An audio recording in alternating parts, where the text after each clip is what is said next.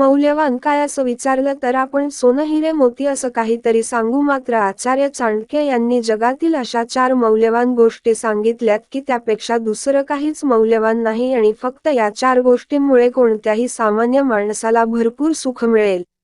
रोजच्या जीवनात, कामात, व्यवहारात आणि आचरणात लक्षात ठेवायचे महत्त्वपूर्ण नियम पंडित कौटिल्य म्हणजेच आचार्य चाणक्यने सांगितले आहेत.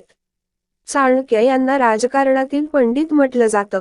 चाणक्याने सांगितलेले नियम आजही प्रासंगिक आहेत. चला तर पाहूया कोणते आहेत या 4 मौल्यवान गोष्टी. 1. दान. दानाशिवाय दुसरी कोणतीच मोठी अशी गोष्ट नाही. अन्न आणि पाणी हे धरतीवरील महादान आहेत. या दानाशिवाय मौल्यवान असं काहीच नाही. जी व्यक्ती भुकेल्याला अन्न आणि तहानलेल्या पाणी देते, तिच्यापेक्षा पुण्य आत्मा नाही. 2. एकादशी व्रत. आचार्य चाणक्य यांनी एकादशी तिथी सर्वात पवित्र अशी तिथी असल्याचं सांगितलं आहे. एकादशीला पूजा आणि उपवास केल्यानं विष्णुदेवाची कृपा आपल्यावर राहते. एकादशी तिथी विष्णुदेवाला प्रिय आहे. 3. गायत्री मंत्र. गायत्री मंत्र हा जगातील सर्वात असा शक्तिशाली मंत्र असल्याचं आचार्य चाणक्य यांनी सांगितलं. देवी गायत्रीला वेदमंत्र म्हटलं गेलं आहे. गायत्री देवीमुळे 4ही वेदांची निर्मिती झाली आहे.